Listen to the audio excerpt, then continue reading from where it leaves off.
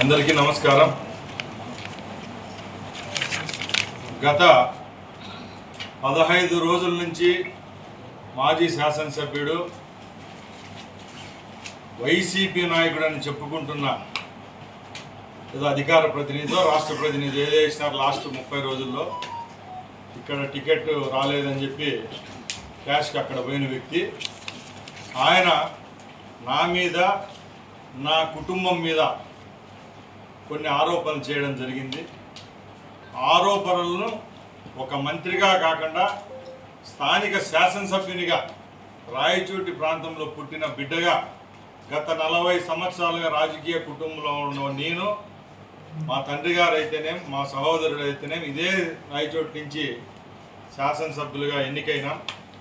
ఇప్పుడు చెప్పుకునే ఆయన రాయచోటి కేర్ ఆఫ్ అడ్రస్ లేని ఆయన ఒక నియోజకవర్గాన్ని తుంటలుగా వేస్తే 2 మండలాలు ఇక్కడ వచ్చి కలిస్తే 15 సంవత్సరాలు తెలుగుదేశం పార్టీ ఇన్ఛార్జిగా ఉంటూ తెలుగుదేశం అధికారంలో ఉన్నప్పుడు కూడా ఒక సూడో ఎమ్మెల్యే లాగా, అంటే ఒక పార్టీ అధికారంలో ఉండి శాసనసభ్యుడిగా ఓడిపోతే ఒక ఇన్ఛార్జి పదవి ఇస్తారు.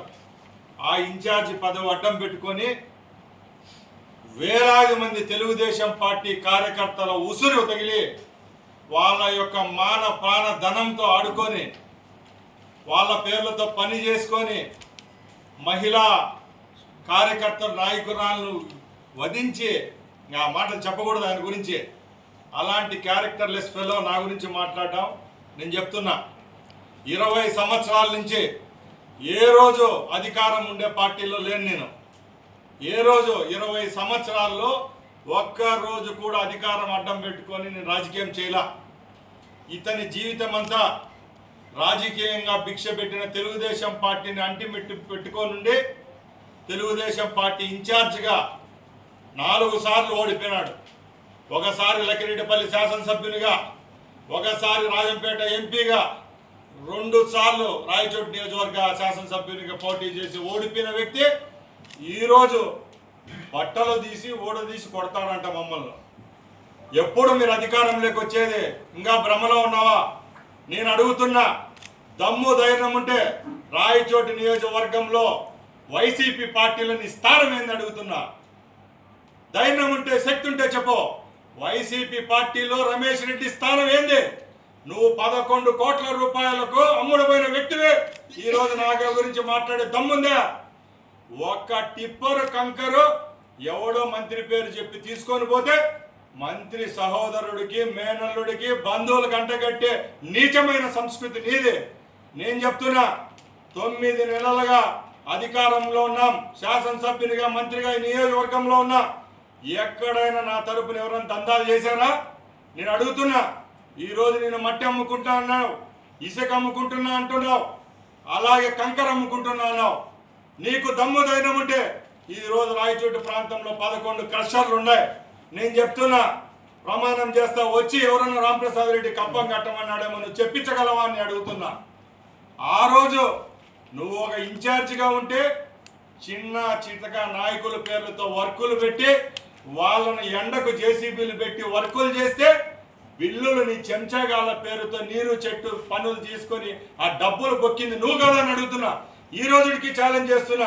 గౌరవ ముఖ్యమంత్రి చంద్రబాబు నాయుడు గారు తెలుగుదేశం పార్టీ కార్యకర్తలు నష్టం పోయినారని 2014-19 మధ్యలో పనులు చేసిన వాళ్ళకి బిల్లులు వస్తా ఉంటే ఆ రోజు నువ్వు చేసుకునే వర్కులు కూడా ఎవరైతే తెలుగుదేశం పార్టీలో ఉన్న కార్యకర్తలను నువ్వు రాయబారాలు పంపి ఆ బిల్లు నాకు ఇవ్వండి అని అడగలేదని అడుగుతున్నా. అంతే తప్పక మా మీద నిందలేయడం పెద్ద గొప్ప కాదు. ఈరోజు రాయచోట్ల రౌడీజం అంటున్నావు. నేను ఒకటే చెప్తున్నా, నువ్వు 8 నెలల తర్వాత ఈ పార్టీలో ఉన్నావు, వైసీపీలో. ముందంతా నీకు రౌడీజం కనపడలేదా? ఆ రోజు నీ వీడియోలన్నీ ఎన్నికది. ఆ రోజు నువ్వేం చెప్పావు? జగన్ గురించి ఏం చెప్పావు? ఇక్కడ స్థానిక శాసనసభ్యుని గురించి ఏం చెప్పావు?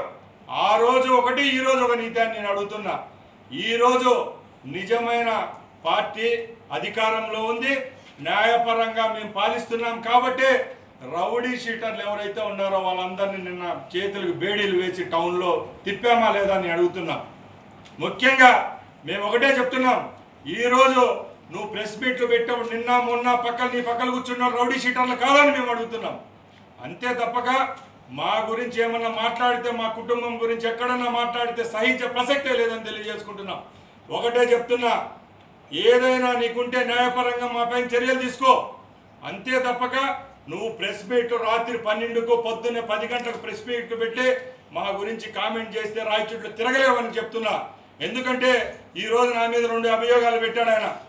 12 కోట్ల రూపాయలు ఆయన క్రషర్ మీద ఫైన్ వేయించాడంట మంత్రి పెత్తనం ఎంతవరకు ఉంటుందండి?